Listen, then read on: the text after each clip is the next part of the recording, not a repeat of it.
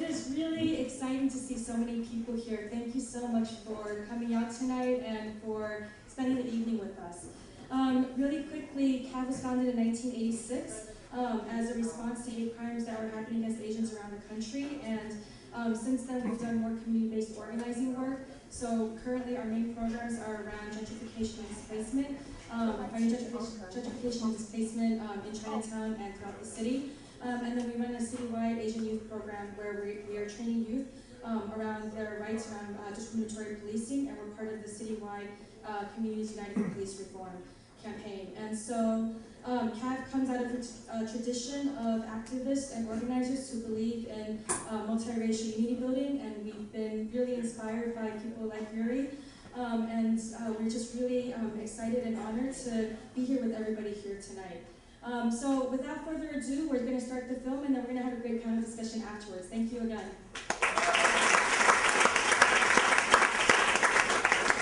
She was not the first, but you were one of the first. I was one of the first. Okay, cool. I certainly was a feminist, and I certainly did kick butt. Oh, she said that she was a feminist and she kicked butt. And she still is a feminist and kicks butt, yeah?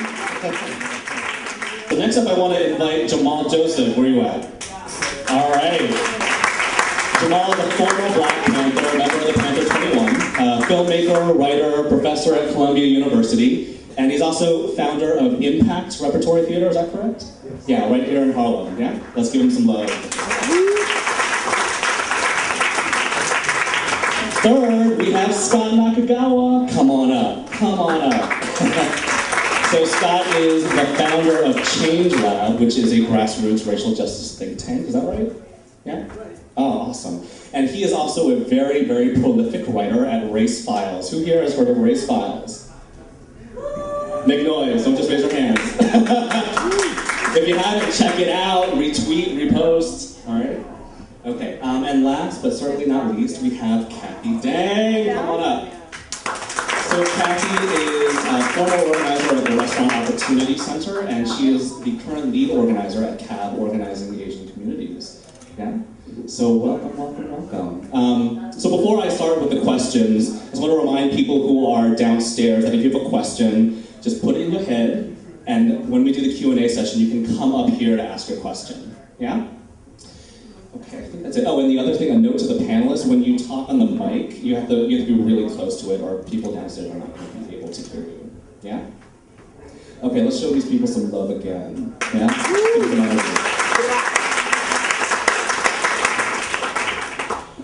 So, my first question, so I introduced you, I gave a little bit of your biographical information, but obviously I missed a lot of parts.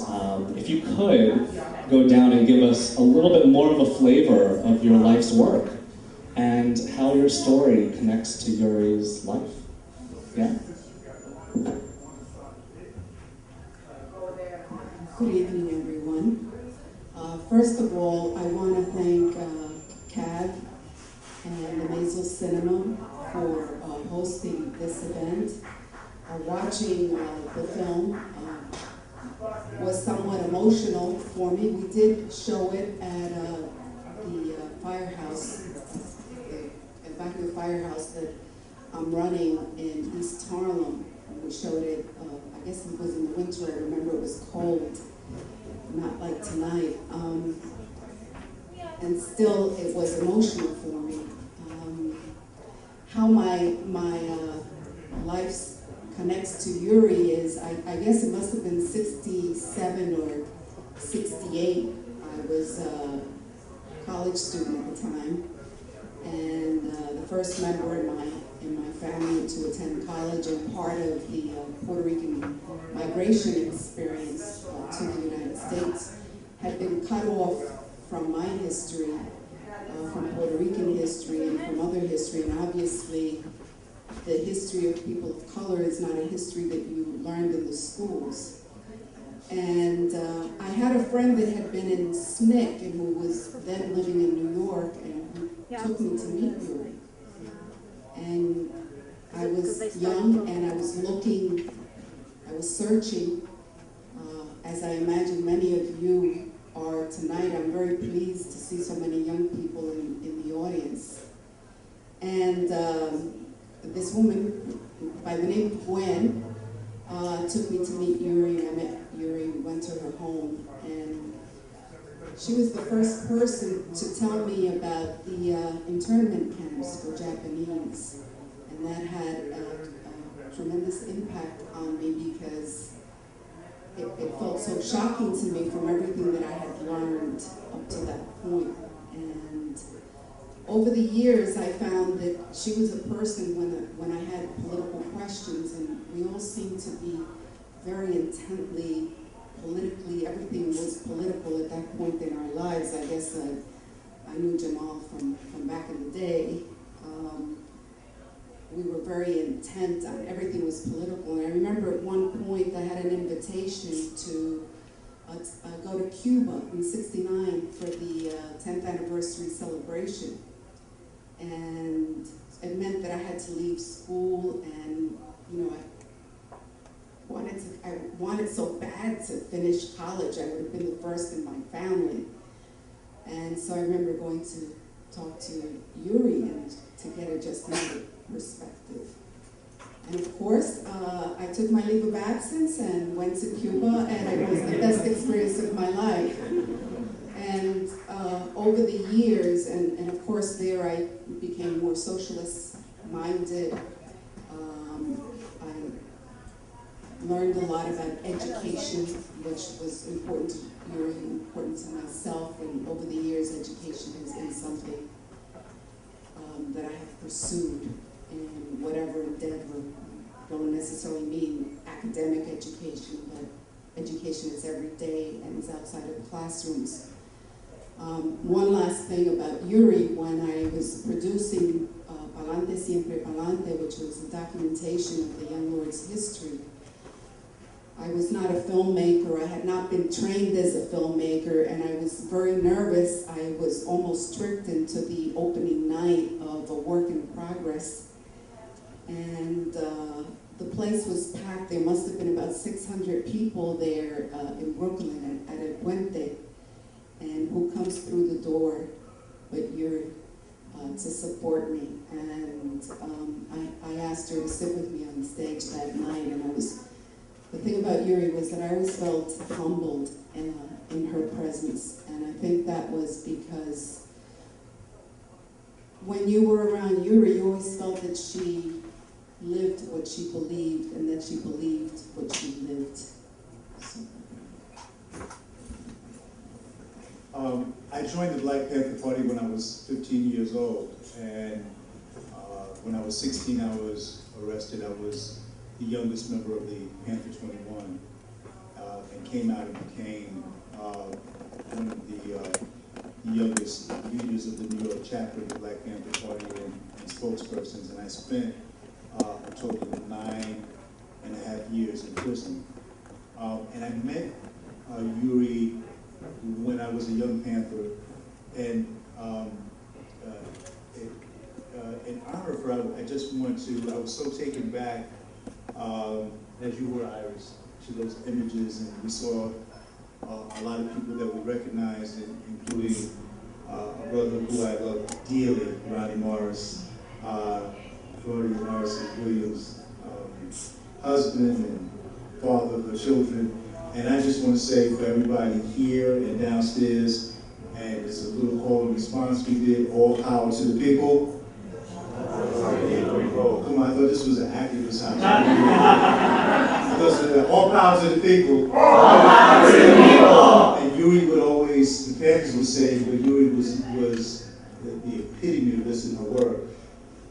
We would break that down to explain that means black power for black people, brown power for brown people, red power for red people, white power for white people, and yellow power for yellow people.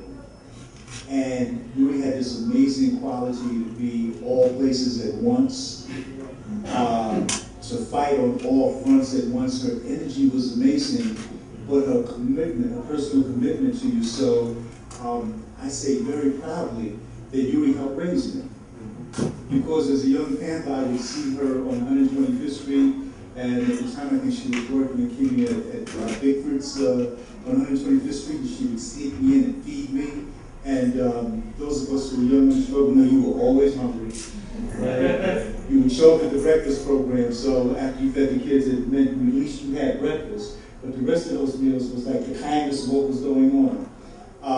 I spent time at the Kochiyama home, and that was an amazing, you have to understand the idea of a revolutionary salon, where art and culture and politics, and you have to understand the love that she had for people. This is what would come out foremost, that she poured out of a real love for humanity and for all people.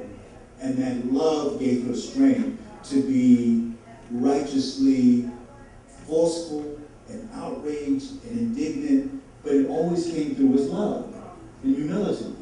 But this was the strongest, one of the strongest women that I had ever met. And these personal connections. When I was in prison, I would get letters from Yuri, and she knew what was going on with my family and with me, and then she would write about the things that I was interested in. I became interested in theater and started a theater company when I was in prison. So she would send me plays, and she connected me while I was in prison to a person who I've been working with culturally for the last 25, 26 years, Boza Rivers. The first person to talk about Boza Rivers, who produced Seraphine on Broadway and brought plays like The Cinemati and Rosa Albert, who gave me my first playwriting job, who's my partner in Founding Impact, was through Yuri. I started learning the martial arts when I was in the Panther Party. I'm a black belt, so Yuri would hook me up with people who were doing progressive martial arts, and people come over from Japan. So I'd be in a dojo, getting kicked in my head, thanks to Yuri. I became interested in poetry, so I'd be in her apartment doing poetry slams with people from around the country, thanks to Yuri. But those kinds of connections weren't just political connections, they were personal connections. She knew what mattered in your life. And she was an amazing networker in terms of making sure that people who cared about the same things knew each other, and then making sure that everyone knew each other. And it's one of the things that we have to remember that our struggle is based on.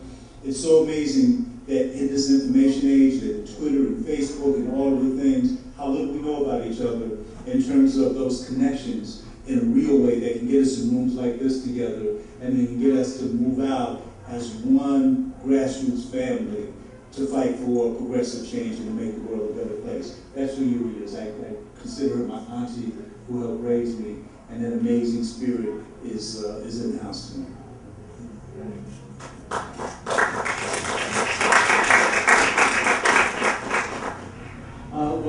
Let's see, I'm someone who did not ever meet Yuri.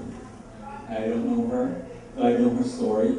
But I feel incredibly grateful to Yuri and people of her generation, and people like you. I'm just a little bit younger than you folks are. I was born in 1962, just a little bit too late to participate in the great social movements of the mid-last century. I was born in Hawaii in a very rural, small plantation town. Everybody I knew, everybody in my family worked for the plantation. And that was what my life was supposed to be. And it wasn't a terrible life, because in Hawaii, farm workers had organized a great union and had managed to win living wages and decent working conditions for plantation workers. And so we, felt a very powerful sense of community. And there was a very strong tradition of organizing in the community. And I would say that, there were Republican voters in the community I lived in. I didn't know them. I went to a high school that had 105 students in it, in my class, and one white kid.